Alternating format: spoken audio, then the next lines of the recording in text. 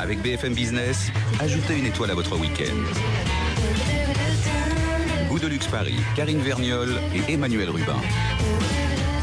Des goûts de luxe à l'hôtel cette semaine, coup de projecteur sur ces nouvelles adresses parisiennes. Nous sommes en compagnie de Walid Temini, bonjour. Bonjour. Vous êtes directeur de l'hôtel Le Belmont et vous êtes venu accompagné de votre papa qui est propriétaire de cet hôtel. Temini, bonjour. Bonjour. Avec nous également Alain Cosser, l'un des 3 propriétaires de l'hôtel Le Lyrique. Bonjour. Bonjour. Alors, on va commencer avec l'hôtel Belmont. L'hôtel Belmont, c'est pas tout à fait un nouvel hôtel, hein, loin de là. Tahar Temini, puisque c'est un hôtel qui, depuis quoi, les années 40? Oui, c'est devenu un hôtel en 1945 à peu près. Oui. D'accord. Vous l'avez depuis quoi, les années 70? Oui, mon père l'a acheté en 1972 et puis je l'ai géré depuis 89, ça va faire 25 ans maintenant. Alors, on est dans les beaux quartiers, hein, 30 rue de Bassano, dans le 16e arrondissement de Paris. Si vous deviez qualifier cet hôtel, Monsieur Temini, quel est son style? Comment vous le qualifieriez? Actuellement? Non, avant. Avant. C'est quoi cette structure? C'est quoi? C'était un hôtel? C'était pas un hôtel de charme? C'était un hôtel, un palace? C'est pas un palace, on avait 80 chambres. C'est un hôtel qui avait l'homologation pour 3 étoiles. Et donc avec un service limité aux 3 étoiles qu'on avait. Et à l'emplacement qui est excellent. Qui est excellent. Et à la limite du 8e, à 100 mètres des Champs-Élysées, tout en étant dans le 16e arrondissement, dans une rue assez calme. Donc on avait beaucoup d'attaches par rapport à Vous vous êtes d'hôtels. dit, il faut faire encore mieux, il faut, mon gars, il faut donner un peu jeune à tout ça. Exactement. Et donc, 15 mois de travaux après, en même temps, vous vous êtes dit, allez, je vais rendre bébé. Pas moi d'ailleurs, parce que on vous invite le père et le fils, on parle de filiation dans les restaurants ou dans les métiers de bouche, on est bouché de père en fils. C'est assez de voir finalement que Paris est aussi comme c'est une tradition hôtelière qu'on peut se passer de père en fils. Hôtel des années 40, vous le prenez des 70, c'est un hôtel de carte avec sa bienveillance. Mais on voit bien que la jeune génération, elle a compris que le paysage hôtelier parisien était en train de basculer et c'est là qu'intervient votre fils, Walid. 15 mois de travaux, alors vous beaucoup plus jeune, pourquoi? Sans tout dévoiler, parce qu'on en parlera tout à l'heure, mais racontez-nous ce que vous souhaitiez faire. Alors, moi, je suis arrivé en 2011, à peu près tel. Les travaux se sont un petit peu imposés d'eux-mêmes pour plusieurs raisons. Pour les diverses normes qui ont évolué dans l'hôtellerie, que ce soit les normes handicapées, que ce soit les critères des étoiles qui ont changé, et que ce soit la concurrence elle-même qui a évolué. Donc quoi qu'il arrive, on devait quelque part faire des travaux. Les installations de plomberie également et d'autres grosses œuvres étaient à refaire. Donc voilà, tant qu'à faire, il fallait faire des travaux. Grosses œuvres, d'accord. Voilà. Obligé. Donc, faire des travaux, c'est qu'on a pris la décision de se repositionner un petit peu. On est monté en gamme et on a voulu créer un produit 4 étoiles. 4 étoiles sup, on dit. C'est-à-dire, Et en gardant un style classique. En restant très classique. C'était un choix assez important dans ce repositionnement et dans toute cette rénovation. C'est que sur Paris, dans beaucoup de rénovations, on est toujours tenté du moderne parce que voilà, on va le voir avec quelques hôtels soit très thématisés, soit très contemporains. C'est ça, mais qui peut être très sympa. Oui, c'est vrai que nous, voilà, on est resté sur du classique parce qu'on est l'immeuble haussmannien, on est dans de la pierre de taille et on pense que c'est ce que les gens recherchent en venant à Paris. Alors on fera la petite visite tout à l'heure. On va surtout essayer de voir ce que veut dire classicisme et hôtellerie à Paris aujourd'hui. Alors justement, dans les hôtels thématiques, nous avons le Lyrique Hôtel de rue de Gramont dans le 2e arrondissement. Alain Cosser, vous êtes l'un des 3 propriétaires de cet hôtel. Vous avez travaillé sur d'autres hôtels avant. Pourquoi vous vous êtes lancé dans cette aventure du Lyrique? Écoutez, d'abord, on a eu l'opportunité de pouvoir trouver cet immeuble dans le 2e arrondissement, tout près de l'Opéra Garnier, et à 2 pas de la Bourse et de l'Opéra Comique, et à 800 mètres du Louvre. C'est un quartier d'abord très intéressant, c'est un quartier lyrique. Donc le thème s'imposait par lui-même. Dans ce quartier-là, j'ai voulu faire un hôtel qui est comme thème la musique. Deuxième raison, c'est parce que c'est jamais fait à Paris. Je pense que nous sommes les premiers. Moi, je navigue dans l'hôtellerie parisienne depuis 25 ans. Je n'ai pas vu d'autre hôtel qui prend un thème fort comme ça, comme la musique. Il y a une Sauf à troisième. coucher à l'opéra. Hein. Oui. C'est possible, vous savez. Exact. On peut se laisser enfermer. Exact. Sinon, il y a une autre raison personnelle. Je suis amateur de musique classique. J'écoute que ça, donc Vous avez je me envie suis de vous fait faire plaisir. plaisir. Et vous avez pris un immeuble qui n'était pas un hôtel. C'était une résidence hôtelière. Ah, une résidence hôtelière, d'accord. Avant, c'était un hôtel, il y a très longtemps, au début du siècle dernier. Après, c'était une résidence hôtelière qui était gérée par une société italienne. Donc, il y avait des appartements. C'était assez vétuste. On n'avait pas touché depuis 25-30 ans cet immeuble. Donc, nous l'avons acheté en 2010. On a fait un projet un peu moderne, cette fois-ci. Nous avons un concept plutôt moderne, avec un plancher en verre qui amène la lumière naturelle à la piscine. On va y revenir, oui. Ouais, ça va revenir. Combien de mois de travaux 16 mois. 16 mois de travaux. La structure haussmannienne, On a encore même touché la structure. C'est pas une structure haussmannienne, c'est un immeuble du début du siècle dernier en pierre de taille. Allez, combien d'étages, combien de chambres au départ? Quand on voit comme ça, quand on préempte un immeuble, on se dit combien je peux faire de chambres, combien je peux faire de suite, comment on constructure son hôtel? Je suis architecte de formation, ça facilite ça les aide. choses. Quand j'ai vu cet immeuble, on a étudié les plans. Il y avait 27 appartements avec des duplex. L'espace n'était pas bien utilisé. Il y a beaucoup de place perdue. Donc nous avons fait un nouveau projet avec 47 chambres, 4 étoiles, plus rationnel, avec des plans plus contemporains. Combien de chambres au Belmont? 79 avant les travaux, 74 après. On a Eh oui, perdu parce que ça. les chambres, il faut plus grandes, il faut des suites, il faut des belles chambres comme ça qui allèchent un petit peu le chaland, comme on dit. Alors, on va venir La plante de décor, là. aux visites Et les quartiers. dans un instant. On fait une petite pause sur BFM Business et on se retrouve juste après entre le classique et le lyrique. Quand vous éteignez la télé, allumez la radio et restez connecté gratuitement au premier média d'information économique et financière. BFM Business à Brest, 107.3. À Laval, 100.0. À Lyon, 95.3. À Toulon, 87.9. Retrouvez toutes les fréquences de BFM Business à la radio sur bfmbusiness.com. BFM Business à Bastia, 103.4. À Paris, 96.4. À Rennes, 102.4. À Marseille, 103.1. BFM Business, numéro 1 sur l'économie, le premier média intégré de TV, web et mobile.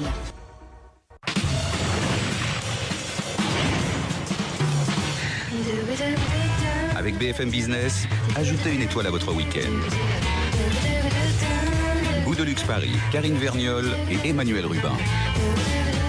Floraison d'hôtels en cette veille de printemps dans la capitale. Goût de luxe vous les fait découvrir en exclusivité. Nous sommes toujours en compagnie de Walid Temini, directeur de l'hôtel Le Belmont, et du propriétaire Tahar Temini, PDG, fondateur. Nous sommes également en compagnie d'Alain Cosser, l'un des 3 propriétaires et fondateurs de l'hôtel Le Lyrique. Là, on est dans le 2e arrondissement et avec Le Belmont, on est dans les beaux quartiers, dans le 16e arrondissement. En revanche, il n'y a pas de match. Là, c'est 4 étoiles. 4 étoiles.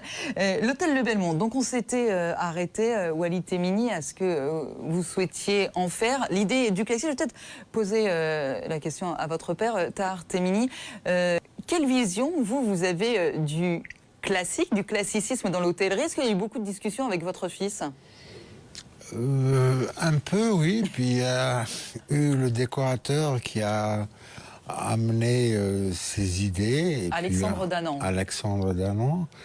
Et on a penché pour avoir du classique, pas de contemporain.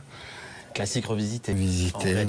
Alors, c'est quoi le classique revisité? Alors, c'est- moi, c'est le classicisme dans l'hôtel parisienne. C'est intéressant parce que c'est vrai, on va y revenir, on l'a déjà dit, beaucoup d'hôtels ultra contemporains aujourd'hui, énormément d'hôtels thématisés, et le contre-pied de votre côté de prendre cette veine classique, et c'est pourtant ce qui se produit aussi en manière de gamie. On voit beaucoup de restaurants d'auteurs, des restaurants thématisés, dans le même temps, tas de chefs qui disent revenir, on va calmer avec une cuisine plus classique dans ses codes de Suisse comme dans ses codes terre. C'est la même chose en hôtellerie? C'est un petit peu la même chose. C'est vrai que oui, quand on dit qu'on est classique, on dit qu'on est très classique au niveau de la déco. Parfois, certains visiteurs nous disent ah non, mais votre hôtel est très moderne. Parce que c'est un classique revisité. C'est-à-dire que c'est pas vieillot. Classique, ça veut pas forcément dire vieillot. C'est époque romantique aussi un peu. Alors, nous, on est parti en l'occurrence sur le thème de l'époque romantique française, qui est une époque très chargée culturellement. avec les écrivains, avec les penseurs, avec les voyageurs aussi, parce que le voyage fait partie de l'époque romantique. Alors c'était les voyages en Italie à l'époque surtout. C'était les les voyages. Italiens venaient à Paris, voir les Polonais. Et on a de ce cours si orientaliste qui découle en fait du courant plus général romantique qu'on va aussi trouver qu'on a voulu recréer un petit hôtel de manière assez subtile avec des rouges mat, avec l'olivier qui en fait qui est tout de suite à l'entrée de l'hôtel Dans le petit patio. dans le patio qui rappelle un petit peu Donc beaucoup d'étoffes, beaucoup de confort, un peu enrobant j'imagine. Velours, oui. Un peu de dorure, aussi, un peu de doré. Oui, léger la Des dorure. dorures, des boiseries, voilà, de la pierre. On est vraiment sur des matériaux naturels. On a beaucoup de pierres, on a de la pierre au sol, on a de la pierre dans les salles de bain, sur les surfaces.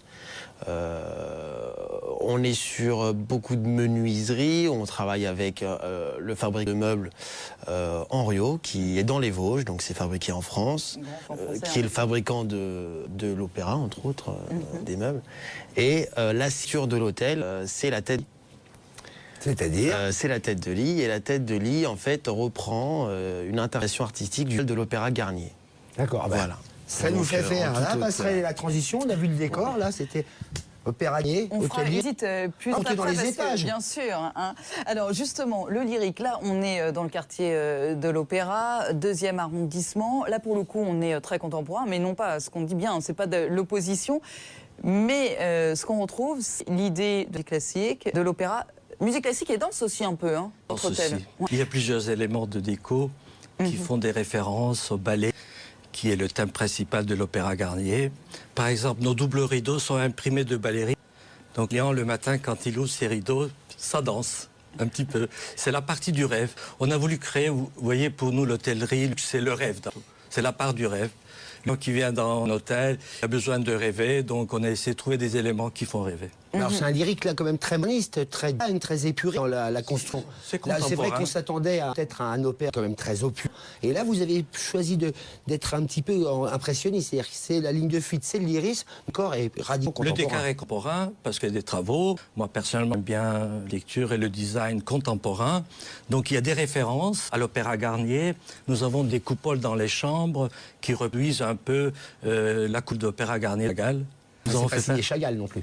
hélas. Vous auriez Il y a, du il y a mal. des petites notes On de aurait musique aussi. Il y a des notes de évidemment. musique, il y a notre salle de bain qui est transparente, vitrée. En sérigraphie, il y a des noms d'opéra et des œuvres.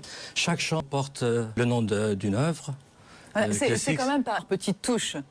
Il ne faut Finalement. pas non plus C'est ça. imposer aux clients, mais nous avons des petites touches. Alors l'architecte, c'est Sylvia Corre, l'architecte Nicolas Chevron. Alors si justement on va rentrer, on est dans le lobby.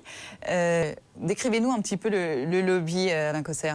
Écoutez, avant d'entrer dans le lobby, sur la porte d'entrée vitrée, vous voyez, il y a toujours des signes pour que les gens se frappent pas la tête. Donc chez nous, c'est des notes de musique qui sont...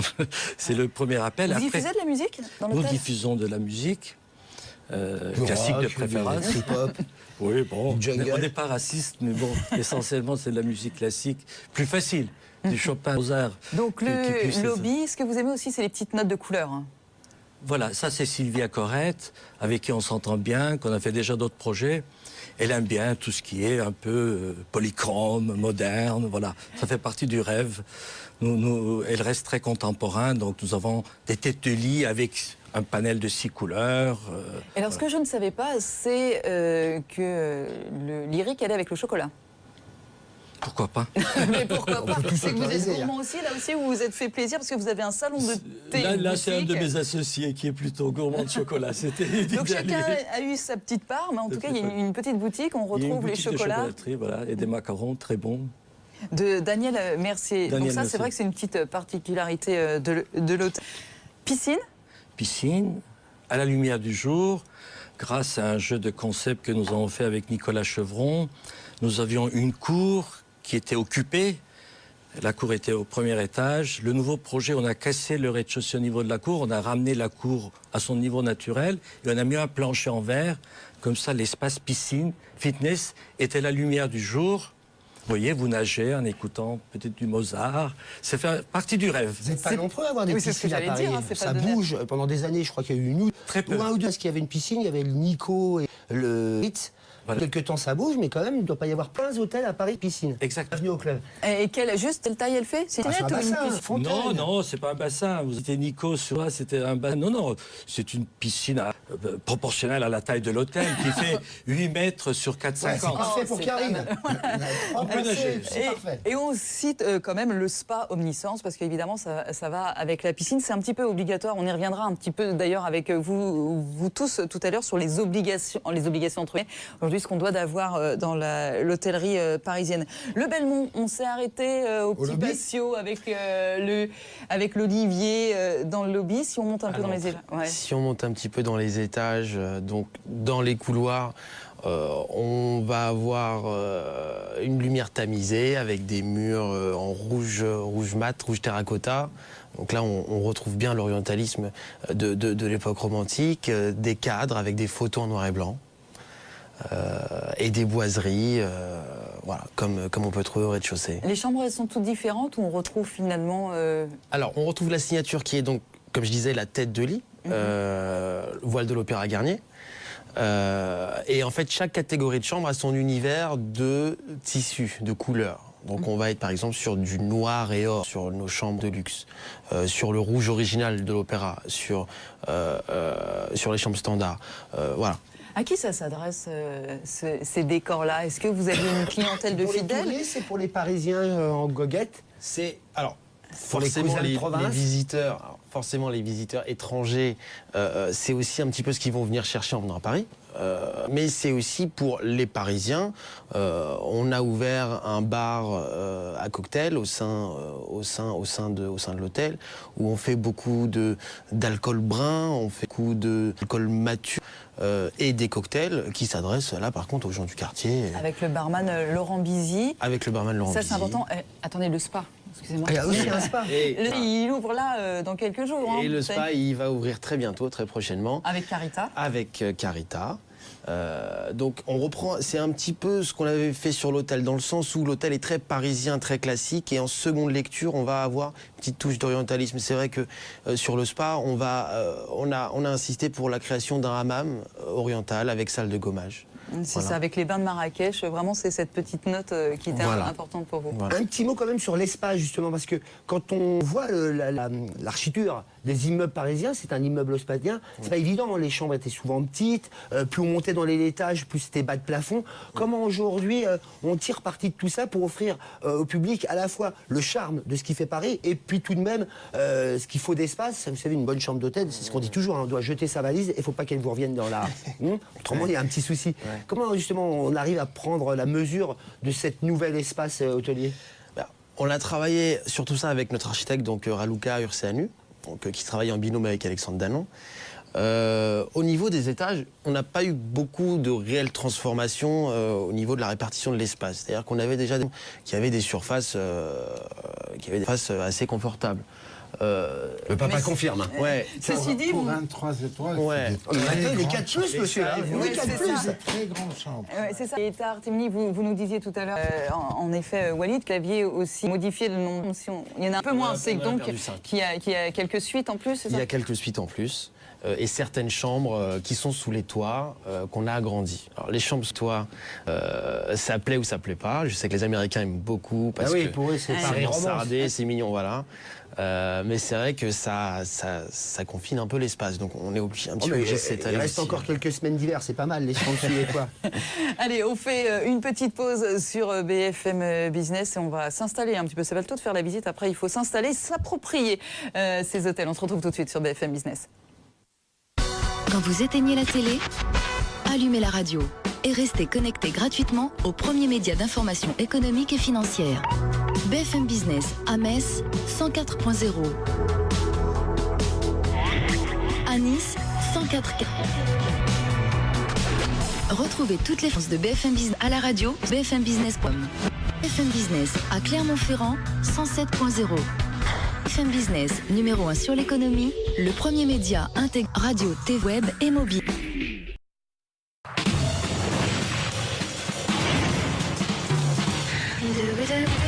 Avec BFM Business, ajoutez une étoile à votre week-end. Goût de luxe Paris, Karine Verniol et Emmanuel Rubin.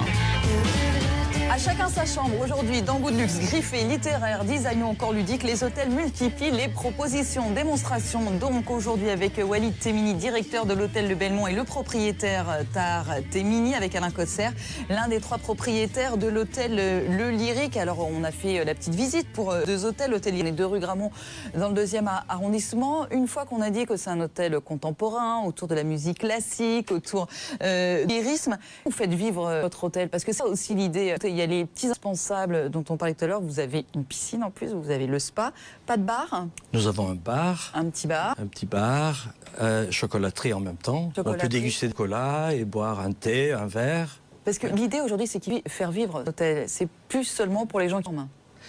Justement, l'idée de la chocolaterie, c'est de faire venir des gens du quartier, des touristes, un quartier très touristique, très japonais. On est à côté de la rue Sainte-Anne et tout ça, Ouais. il y a énormément de Japonais, ils aiment bien le chocolat. C'est de créer un lieu d'échange entre les gens de l'extérieur et les résidents de l'hôtel. Donc ça, il y a 2 entrées dans l'hôtel, une entrée pour l'hôtel, une boutique pour la chocolaterie. Donc la réception devient un lieu d'échange. Et c'est comme ça que ça marche aussi. C'est à ça que vous avez pensé en Un peu rénovant. différent dans le 16e. Non, mais en rénovant le bar aussi. C'est vrai que c'est important aujourd'hui. Les bars d'hôtel, ça devient vraiment. On fait plus la tournée des bars, on fait la tournée d'hôtel. Ouais. Et que plus globalement, la transformation du paysage hôtelier parisien, elle vient aussi de cette demande qui est apparue, c'est que les gens vont plus forcément à l'hôtel que pour dormir. Voilà, ils y vont avant tout pour une expérience. Voilà, c'est une expérience, c'est rentrer dans une atmosphère. Et maintenant, il y a tous ces à côté. Donc c'est pour ça qu'il y a un thème à l'hôtel, il y a des cocktails, il y a un bar qui vit. On a un petit salon avec une bibliothèque où on éventuellement Qu'est-ce qu'il y a dans votre bibliothèque? Comme Il y a genre tous de- les rangs. Non, mais c'est ça, justement, parce que ça donne Hugo. aussi une idée C'est un petit de peu ça. l'image. Que c'est un les grands petit peu la classiques litté- français. C'est les grands classiques français. On aimerait accueillir un club de lecture prochainement. Ah, ça va devenir un salon littéraire, c'est bon cause. Ouais, il s'appelle le Petit Salon.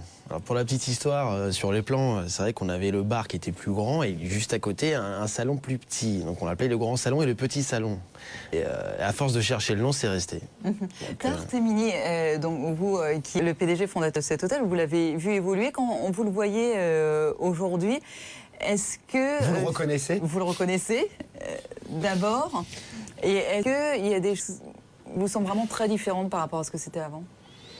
Oui, c'était un hôtel où on venait pour dormir. Bon, il y avait un qui n'était pas très aimé.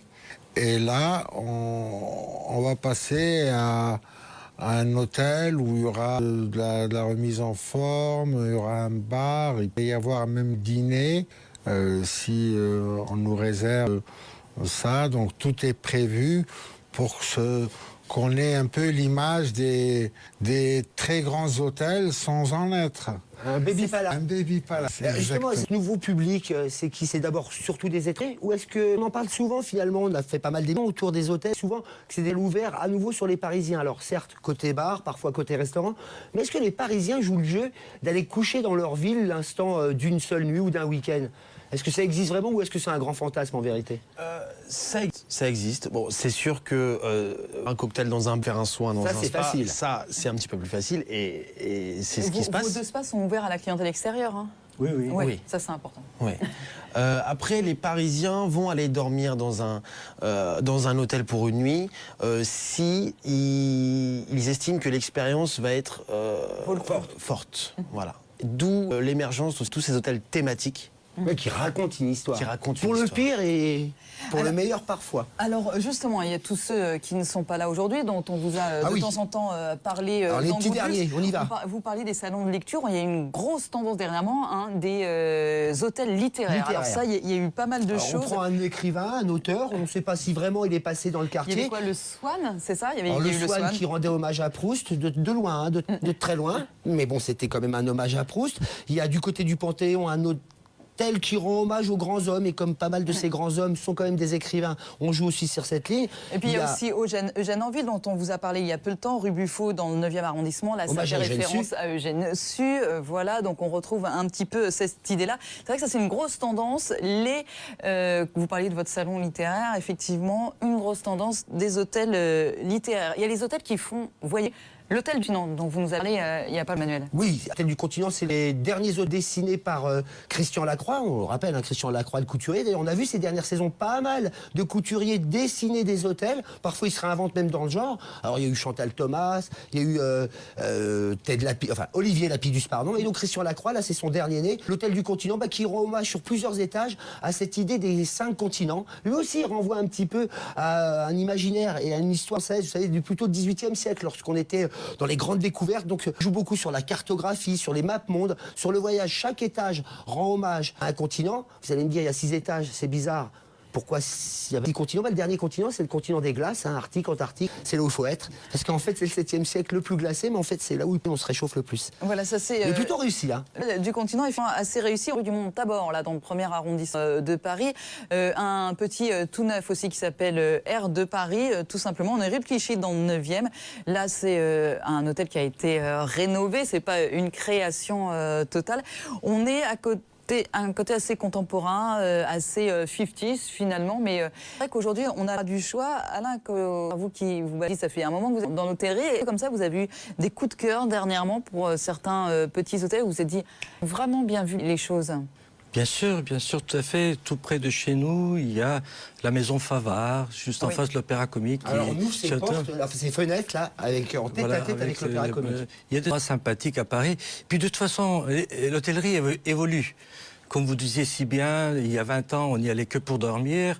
Maintenant, il faut créer une ambiance, un thème, il faut que ce soit un endroit plaisant, il faut qu'il y ait la part du rêve. Donc, il y a beaucoup d'hôtels qui jouent sur ce qui se vend le mieux à Paris. Le 18e, le 19e siècle, le classicisme français, la littérature, ça c'est déjà vu. Et puis il y a des gens comme nous qui osent un peu plus sur des choses plus modernes, sur la musique. Mais à chaque fois un thème. Dans les nouveaux hôtels, je pense que c'est une belle évolution à Paris. Il faut raconter une histoire, qu'elle soit courte ou longue, finalement, Walid Temini, qu'elle soit sur un style ou sur un lien avec un art, il faut raconter quelque chose. Oui, je pense que c'est important. Et dans d'autres secteurs d'activité aussi, cette tendance du storytelling, on la voit partout. Dans le luxe, dans tout. Dans le luxe, dans... Ouais, alors vous avez quand même fait un hôtel, il y a des vrais comptes, vous l'évoquiez tout à l'heure, hein, quand on fait des travaux avec les normes diverses et variées. Rapidement, on a vu ces dernières saisons aussi arriver de la 5e étoile, alors que jusqu'à présent en France, on avait 4 étoiles, 4 étoiles. Ça veut dire quoi aujourd'hui? Et ça arrive quoi rapidement quand on est à 3, 4 étoiles? Parce que dans le même temps, on a vu des hôtels qui ont préféré être déclassés, et puis d'autres qui préfèrent être... Alors c'est quoi 3 étoiles, 4 étoiles, 5 étoiles, aujourd'hui 4 étoiles plus? Est-ce que c'est vraiment important? C'est vraiment important parce qu'aujourd'hui les clients s'y réfèrent. Maintenant, disons que cette classification, c'est mon opinion, cette nouvelle classification, elle peut porter à confusion. Elle peut porter à confusion parce qu'on a des critères obligatoires, dits obligatoires, et des critères à la carte. En ne répondant pas à certains critères obligatoires, on peut quand même avoir son étoile en compensant par d'autres critères à la carte. C'est comme le bac, on a les options. C'est-à-dire que techniquement, on peut avoir un hôtel 5 étoiles avec des chambres de 15 mètres carrés. Parce qu'on ne va pas répondre à la norme, aux critères surface de chambre, mais on va venir compenser avec d'autres choses. Pour moi, c'est un critère rédhibitoire. Voilà, l'espace. Ouais, l'espace, c'est le luxe aujourd'hui à Paris. Le minimum pour vous d'une chambre, Emmanuel en parlait tout à l'heure, d'une surface de chambre pour être à l'aise? C'est 16-18 mètres carrés. Entre 16 et 18 mètres carrés. Pour vous, c'est pareil, Alain Cosser? Nous avons une moyenne de 21 mètres carrés dans la chambre. Ouais. C'est-à-dire qu'en même temps, on n'en a pas parlé, mais c'est quand même très important. Aujourd'hui, le lit doit être king size. Il doit être confortable. Il doit être confortable. D'abord confortable. Mais aussi, on a des lits désormais dans les hôtels, ils font parfois sur 2, quoi. C'est vrai. Bon, déjà, il y a on voit des très grands lits, et c'est vrai aussi que parfois, on va privilégier la taille du lit à l'espace restant dans la chambre. Voilà. Même s'il va rester quand même moins d'espace, moins de circulation dans la chambre, on va quand même sur certains hôtels et certaines chambres. C'est des bizarres, c'est des tics bizarres parce que c'est relatif, ça dépend. Ouais. Oui, il y a certains décos qui aiment bien que le lit fasse l'objet, la sculpture principale dans la chambre, d'autres qui aiment qu'il y ait plus. Nous pensons que le queen size 1,80 m, c'est largement Donc ça, c'est la Confortable largeur. pour hein. deux. La largeur. La longueur fait toujours 2 mètres. D'accord. Quel que soit la... 1m80, c'est vrai que c'est déjà confortable. C'est confortable. Il y a beaucoup On sent- d'1m60 avant. On sent quand même la spécialiste des beaux draps et de la literie. Attention, là. Quand elle arrive, Karine, elle sort le mètre. Hein. Non, mais si vous allez dans un hôtel et que vous dormez mal, c'est quand même la pire des choses. Ah oui, mais ça, c'est une histoire de literie. Oh, c'est cosmique, là, la discussion. Vous aviez une dernière question, Emmanuel? Très bien. Donc, le Lyric Hotel, c'est 2 rue de Gramont, dans le 2e arrondissement.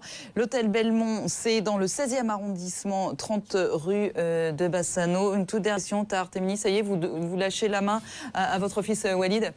Je ne lâcherai jamais la main. Ouais, c'est ça.